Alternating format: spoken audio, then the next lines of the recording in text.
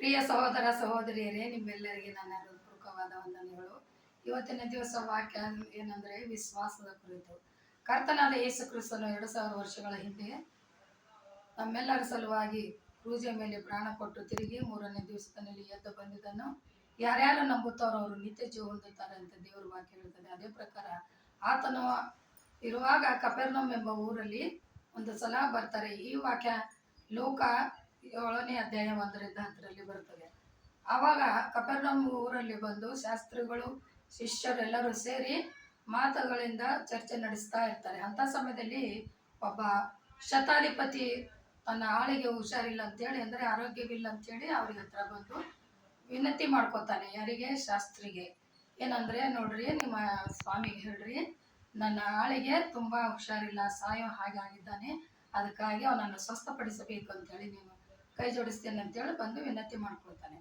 ಅವಾಗ ಕರ್ತನಾದ ಯೇಸು ಕ್ರಿಸ್ತನಿಗೆ ಶಾಸ್ತ್ರಿ ಹೇಳ್ತಾರೆ, ನೋಡಿ, ಈತನು ಯಾರು ಅಂದರೆ ಈತನು ಭಾಳ ಒಳ್ಳೆ ಮನುಷ್ಯ, ನಮಗಾಗಿ ಒಂದು ದೇವಾಲಯವನ್ನೇ ಕಟ್ಟಿಕೊಟ್ಟಿದ್ದಾನೆ, ಹಾಗೂ ನಮ್ಮ ಮೇಲೆ ಪ್ರೀತಿ ಹಾಗೂ ಗೌರವ ಕೂಡ ಇಟ್ಟಿದ್ದಾನೆ. ಅಂದಾಗ ಸರಿ ಹೋಗೋಣ, ಎಲ್ಲಿದ್ದಾನೆ ನಿನ್ನ ಸೇವಕ ಅಂತಂದಾಗ ಹೋಗ್ತಾ ಇರ್ತಾರೆ. ದಾರಿಯಲ್ಲಿ ಸ್ವಲ್ಪ ಹೊತ್ತಿರ್ಲಾಗೆ ಆತನ ಸೇವಕ ಓಡಿ ಬಂದು, ಸ್ವಾಮಿ, ನೀವು ನಮ್ಮ ಮನೆಗೆ ಬರುವಂಥ ಯೋಗ್ಯತೆ ನಮ್ಮಲ್ಲಿ ಇಲ್ಲ, ಅದಕ್ಕೋಸ್ಕರ ನೀವು ಇಲ್ಲಿಂದೇ ಒಂದು ಮಾತು ಹೇಳಿ ನಿನ್ನ ಆಳಿಗೆ ಸ್ವಸ್ಥವಾಗ್ತದೆ ಅಂತ ಹೇಳಿದ ಕೂಡಲೇ ನನ್ನ ಆಳು ಸ್ವಸ್ಥವಾಗುತ್ತಾನೆ ಅಂತ ಹೇಳ್ತಾನೆ ಶತಾಧಿಪತಿ. ಅವಾಗ ಅವರಿಗೆ ತುಂಬ ಆಶ್ಚರ್ಯ ಆಗ್ತದೆ. ದೇವರಿಗೆ ಏನು ಎಷ್ಟು ದೊಡ್ಡ ನಂಬಿಕೆ ಈತನಲ್ಲಿದೆ ಅಂತೇಳಿ ಹಿಂದಕ್ಕೆ ತಿರುಗಿ ನೋಡಿ ಶಿಷ್ಯರಿಗೂ ಹಾಗೂ ಶಾಸ್ತ್ರಿಗಳೇ ಹೇಳ್ತಾರೆ, ಸ್ವಾಮಿ, ಏನಂದರೆ ಇಂಥ ದೊಡ್ಡ ನಂಬಿಕೆ ನಾನು ಇಸ್ರೇಲ್ ಜನರಲ್ಲಿ ಕೂಡ ಕಾಣಲಿಲ್ಲ. ಯಾಕಂದರೆ ಆ ಮನುಷ್ಯನು ಇಲ್ಲಿ ಇಲ್ಲ, ಆರೋಗ್ಯ ಇಲ್ಲದವನು, ಆದರೂ ಕೂಡ ಈತನು ನೀವು ಒಂದು ಮಾತು ಹೇಳಿದ್ರೆ ಸಾಕು, ನಮ್ಮ ಆಳು ಚೆನ್ನಾಗಿ ಆಗ್ತಾನೆ ಅಂತ ಹೇಳ್ತಾನೆ.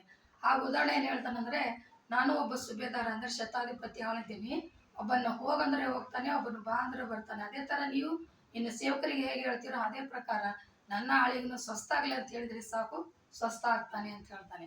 ಅದನ್ನು ನಂಬಿ ದೇವರು ಹೇಳ್ತಾರೆ, ಸರಿ, ನಿನ್ನ ಆಳಿಗೆ ಹಿಂದೆ ಸ್ವಸ್ಥವಾಗಲಿ ಅಂತೇಳಿ ಹೇಳಿ ಕಳಿಸ್ತಾರೆ. ಇವನು ಹೋಗೋಷ್ಟರಲ್ಲಿ ಅವನು ಸ್ವಸ್ಥವಾಗಿರ್ತಾನೆ.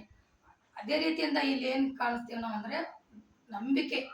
ದೇವರಲ್ಲಿ ಆತನು ಎಷ್ಟು ನಂಬಿಕೆ ಇಟ್ಟಿದ್ದಾನಂದರೆ ಆ ರೋಗಿ ಎದುರು ಕೂಡ ಇಲ್ಲ, ಮುಟ್ಟಲು ಇಲ್ಲ, ನೋಡಲೂ ಇಲ್ಲ, ಆದರೆ ವಾಕ್ಯದ ಮೂಲಕವಾಗಿ ಆತನನ್ನು ಸ್ವಸ್ಥಪಡಿಸಿದ್ರು ಕರ್ತನಾದ ಯೇಸು ಕ್ರಿಸ್ತನು. ಯಾಕೆಂದರೆ ಅವನ ಇಟ್ಟ ನಂಬಿಕೆ.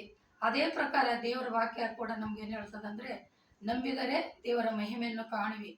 ಕೀರ್ತನೆ 119 ಅಧ್ಯಾಯ 105ನೇ ವಾಕ್ಯದಲ್ಲಿ ಹೇಳ್ತದೆ, ನಿನ್ನ ವಾಕ್ಯವು ನನ್ನ ಕಾಲಿಗೆ ದೀಪವು ದಾರಿಗೆ ಬೆಳಕು ಆಗಿದೆ ಅಂತೆ.